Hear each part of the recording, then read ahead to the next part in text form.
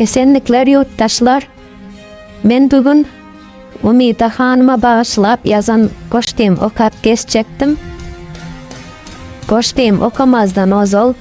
Bugün ähli yurttaşlarımızı Kurban Bayram bilen kutlayarım. Ve bugün irden Halmyrat ağanın Umida Hanım'ın hoş haberi meni beğendirdi. Umida Hanım için edilen yardım goldawını beren ähli iyildeşlerimize ulum minnettarlığımı bildirýärim.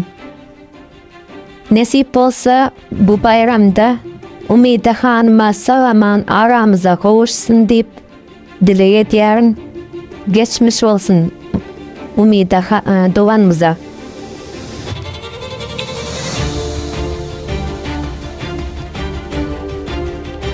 Oğuz neslinden pay alan, halkın yüreğinde yer alan, yaşlarımıza umutlar veren, hak Oğuz zenanı Umida.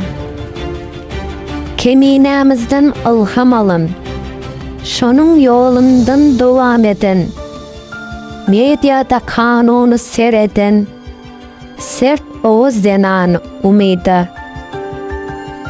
İlki bilen sen bir enesin, yürek dolu arzulu mehirsin.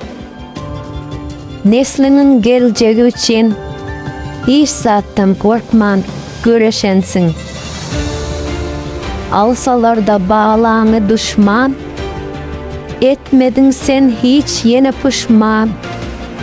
Gittin öňe dize çökmen, mert Oğuz zenanı Umida. Hakikata aydanın için izime düştüler dönükler. Adalet yok diyenin için seni yok edecekti gömükler. Bugün halkım koramalıdır öňe çıkan kahramanlarını. Bugün birlik bolup durmasa berbat eder bu dönükleri. Sağ olun dinlediğiniz için.